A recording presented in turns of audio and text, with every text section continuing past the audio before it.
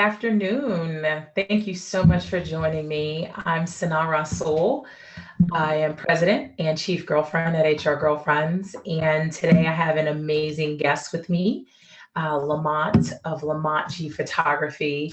Lamont and I have been collaborating since my early days of HR Girlfriends. He actually was the photographer who was responsible for the photos that I use on LinkedIn, and the ones that I'm pretty synonymous for. When people see me, they're like, I know you. It's just because Lamont's photos are so good. I'm pretty sure the subject's okay.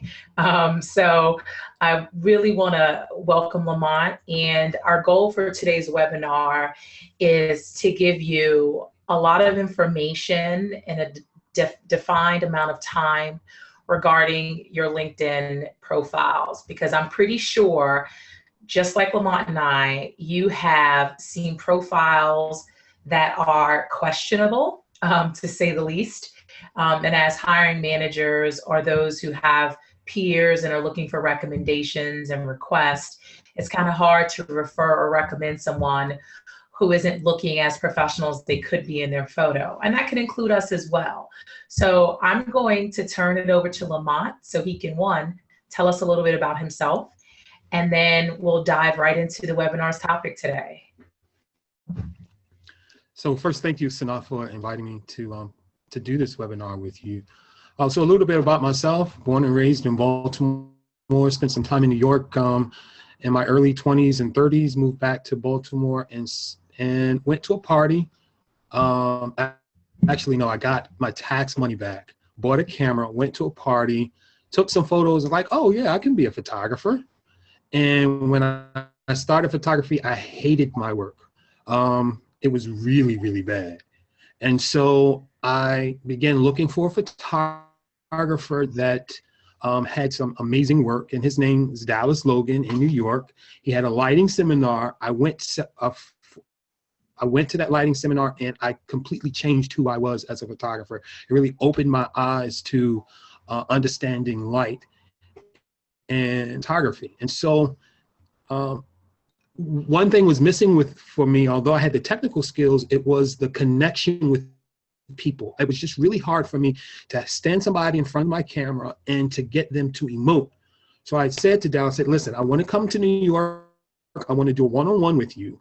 And it just so happened that that person, so he said to me, listen, we're going to have a model come. And he sent me pictures of the model. I said, listen, I want a mom. I want somebody who I can connect with, because that's my client. So the mom he selected was Sana's sister.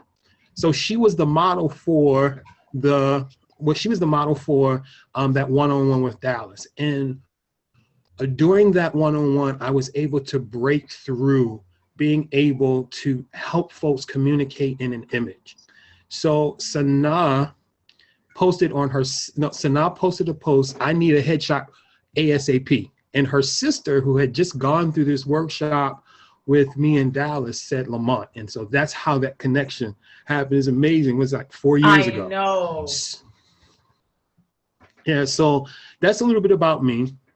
I used to be the everything photographer, weddings, events, portraits, anything I would do. But then I rebranded and I said, I want to be more specific, because that's what top photographers do. They only concentrate on a few areas. And I really liked the connection that I was having with people. And so I delved into headshots, and I learned all that I could, and I'm still learning about headshots. And so that's how I got into headshot photography. And I just love being able to help folks communicate in an image.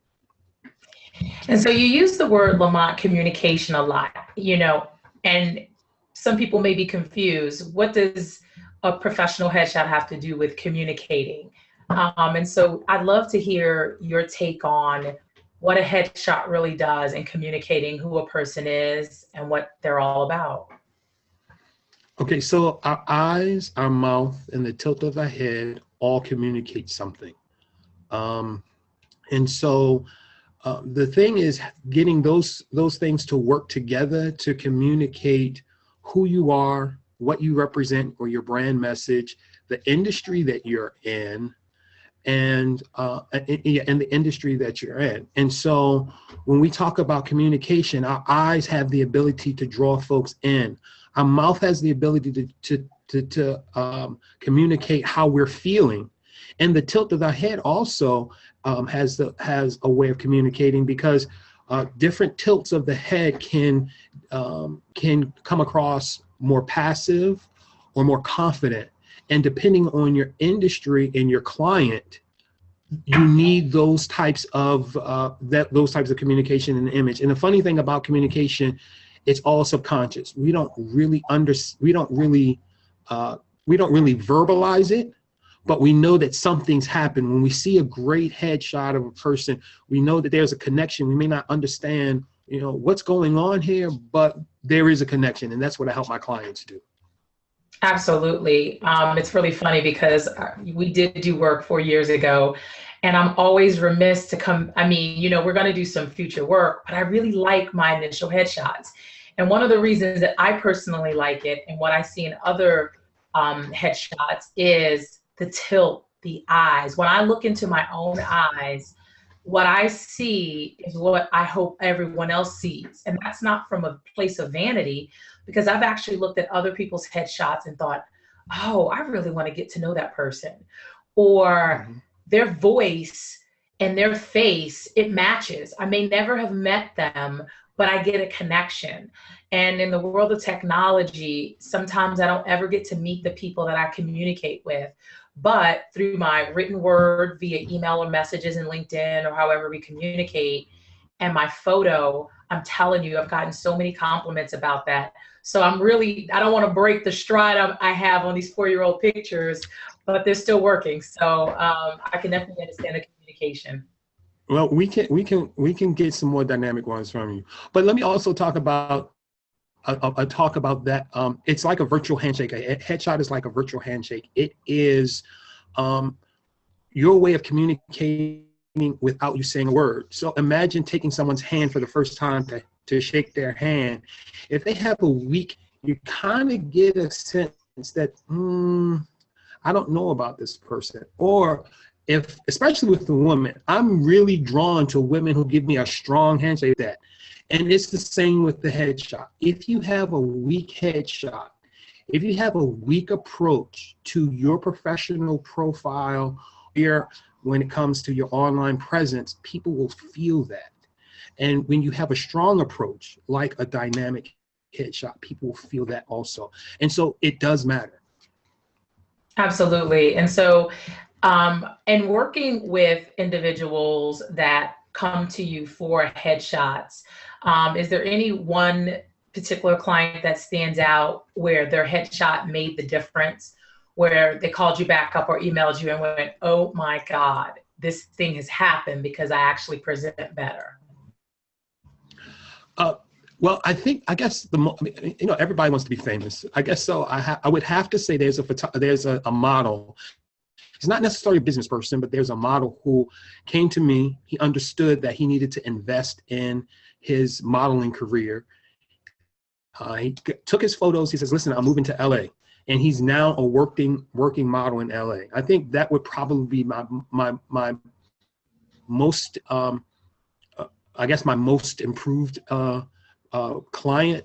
But as far as on a business level, I think you really, because when we started together, when you and I met, you were at the very beginning of this whole journey. And just to watch you grow and how you use those images in your promotion, you set the example for folks, especially in the HR industry, to say, listen, this is how it's done. So I just want to thank you for investing in me early on. And I just love the way it has blossomed, and to watch, I can't take responsibility for it. It's all your hard work, but your hard work coupled with the great images and all that you're doing makes a difference. Absolutely. And I'm like your number one fan. I think that my images have definitely been helpful. And when someone, from speaking opportunities, and I got to be honest with you, I get quite a bit of speaking opportunities, but in the beginning, it wasn't because people heard me speak. I never sought out to be a public speaker.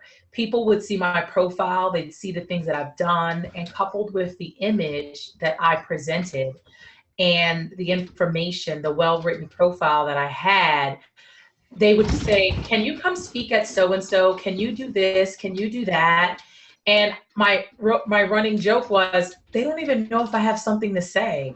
So I really believe that it's everything in concert.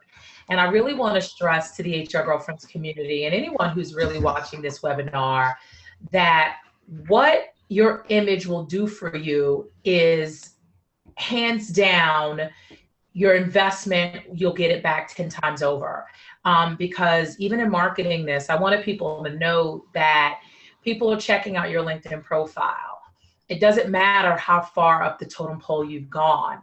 You have to imagine that unless you are a specialized nuclear biophysicist and there are only 2 of you in the world, there's going to be people that have similar resumes that you have, similar backgrounds. And so sometimes it comes down to who they connect with.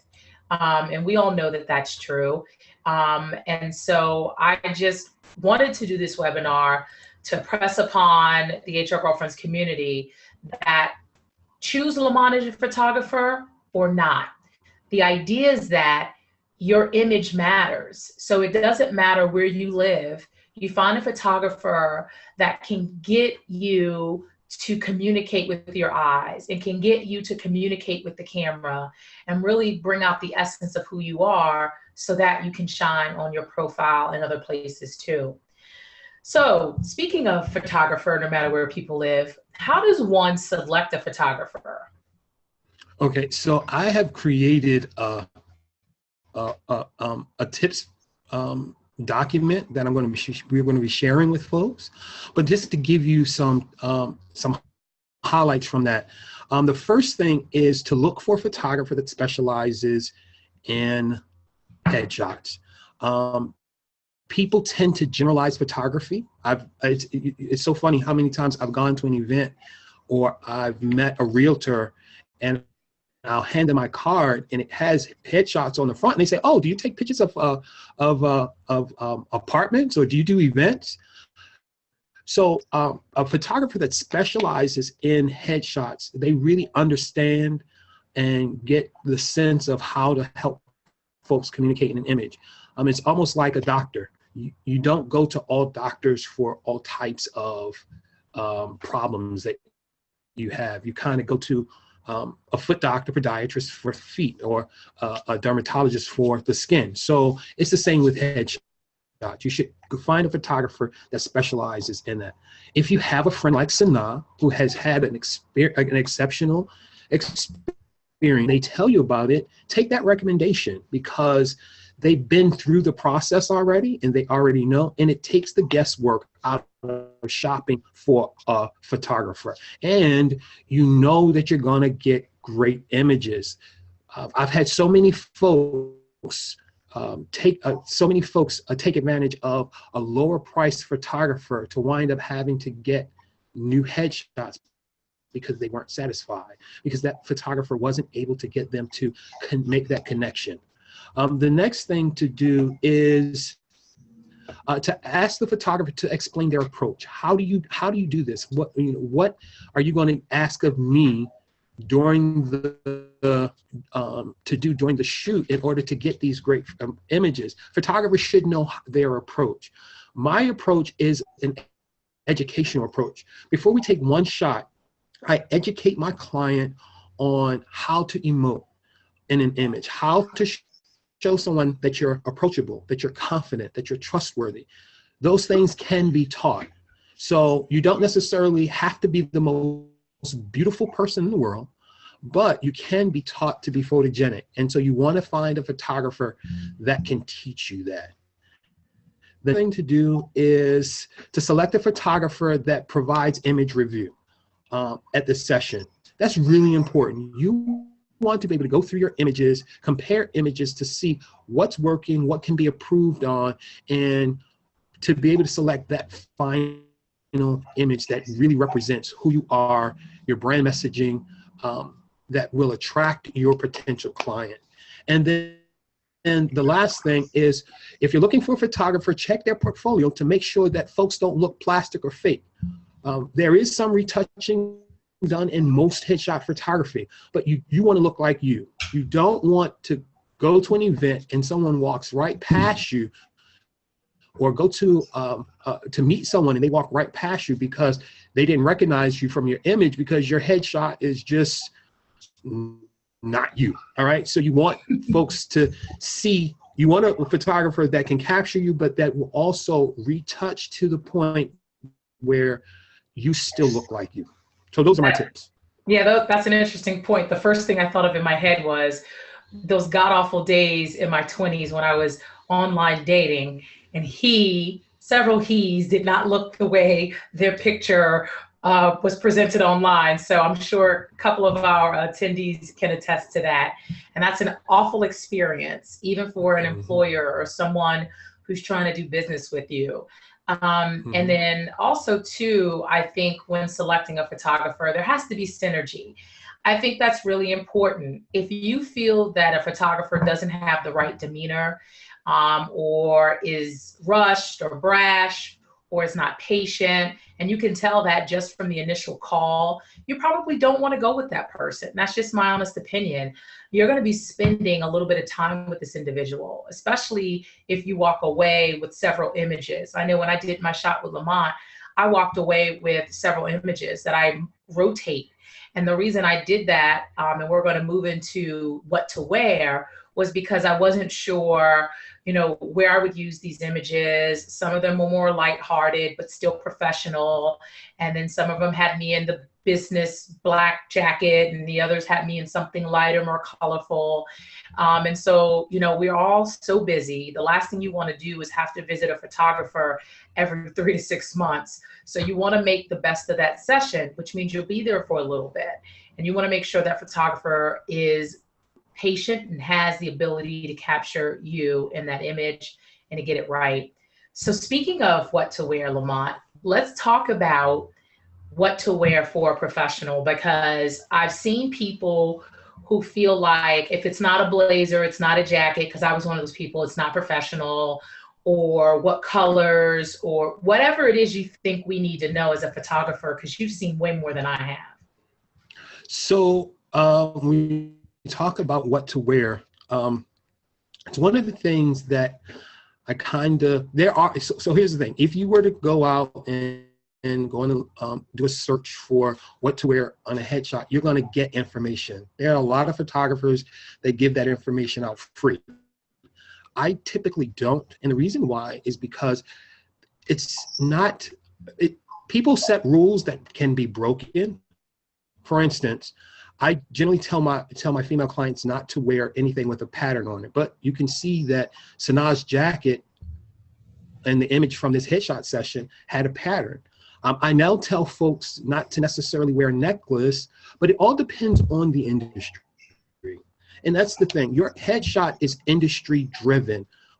And so for HR folks, what I would typically say is stay away from patterns. You want the focus to be on you and not what you're wearing. Big jewelry will probably distract from the image. So and here's the thing about necklaces. It just so happened that with your image, Sana, that necklace cut off right at the right point at the crop. But sometimes the angle of the necklace can throw off the symmetry of the image. So I try to tell my clients, if you're going to wear a necklace, wear a short one, but you don't necessarily have to wear one, because the image is not about the jewelry. It's about you. And so that's about jewelry. As far as colors, stay away from colors that are too bright.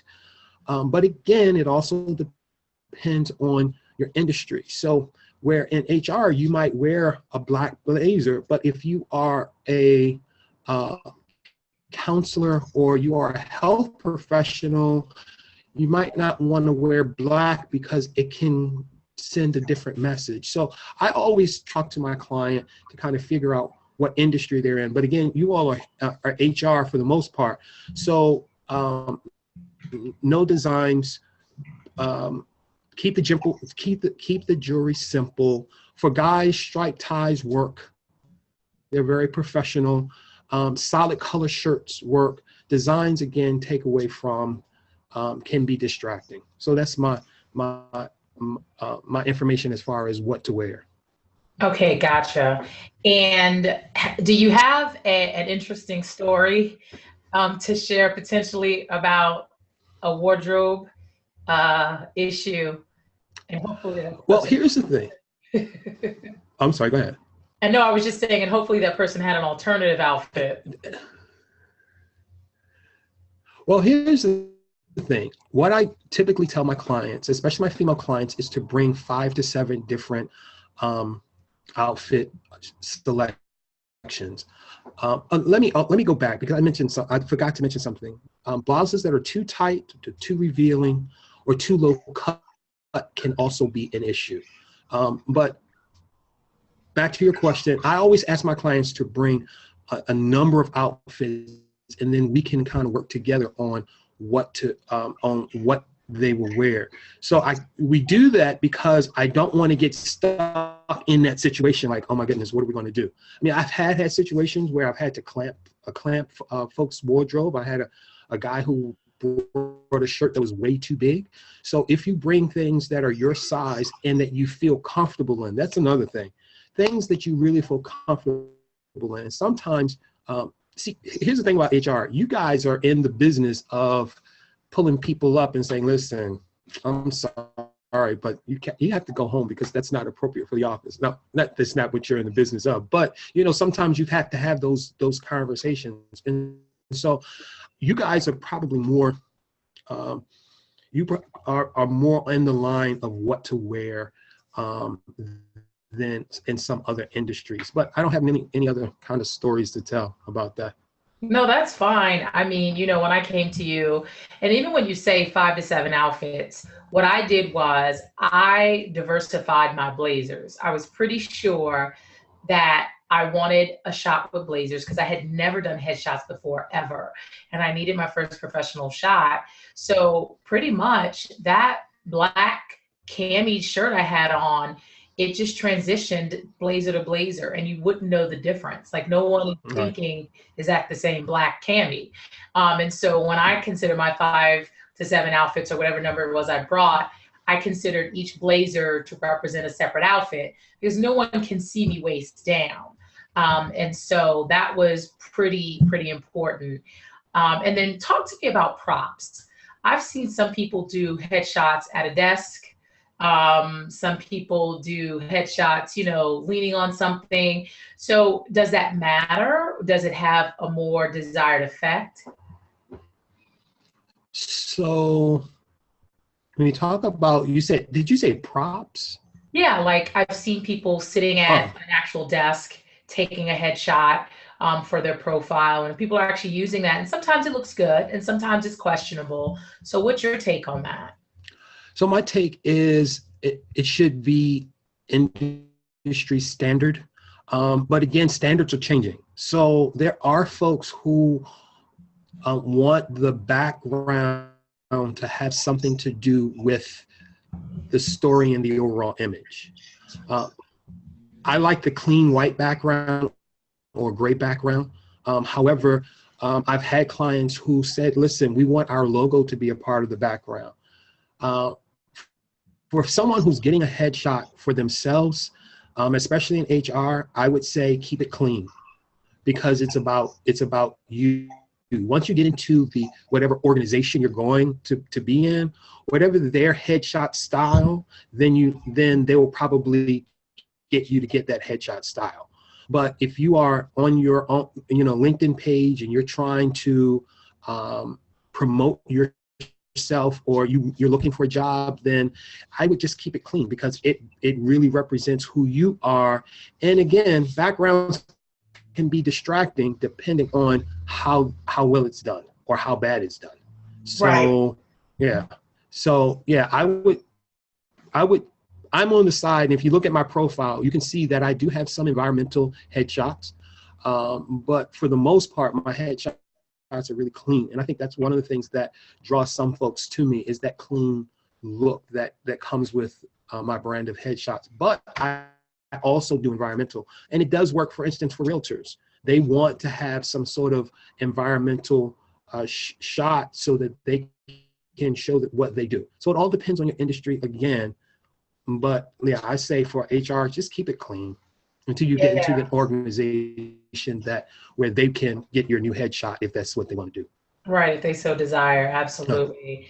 And so now let's talk about cost, because I would imagine that the reason some of my awesome, amazing HR pros don't get headshots beyond the time factor they associate with doing the actual process is financial. And so I want to talk to you about what the average cost is for a session, and then work into sort of how you work and how that looks. Okay, so a session can run between $150 and $595 or even more. I know a photographer in Virginia who charges $295 for one retouched image, and $370 for two. My competitors in this area are about $195 to $500, again, depending on how many images you want, because that really drives the price. But I believe that headshots are an investment. And so when you look, for instance, Sana, I think you walked away with 4 images. Here we are 4 years later. The ROI, or return of investment, on spending a few $100s up front, where you can get a few shots that you can switch out depending on what career moves you're making, I think is a great investment. So I don't think you should nickel and dime the process of getting headshots. I don't think that it's wise to, you don't necessarily have to get the most expensive one, but really look at quality and then match the quality with price. I believe that I am the Bentley of headshot photography in the area. So it's going to be a little bit pricey, but it's going to do what it's supposed to do. And it's get you noticed, connect you with your potential client. And yeah. Absolutely. And it's interesting because with those 4 shots that I walked away with, the investment, I cannot tell you, the speaking engagements, the notoriety, all those things that came with the decision to start running this amazing community of HR professionals. And so now I can take that same headshot, and when they say, do you have a headshot and a bio? I'm like, sure I do. Good news is it still looks like me. Not a whole lot has changed. And that investment, I don't even think about it. I mean, and honestly, when I did it, it felt like a part of the deal, right? Like, how could I not expect as a professional to put my best foot forward? And there was no way that I spent as much as I did to educate myself and the certifications, and I wasn't going to spend a couple of $100 so that what I looked like matched the credentials. I mean, that's important to me. And I guess it is about your value system. But I definitely, again, my goal in this webinar was to bring more light, more attention to what you look like in your profile. Sure, you could throw on a blazer on a white wall and have one of your friends take your iPhone 7 shot for a filler, but that should not be your permanent photo, because we all know that society and the industries that we work in allow us to move around a lot more frequently in jobs. And even when we're not aware, people are checking us out. And our most awesome opportunities happen when we're not looking.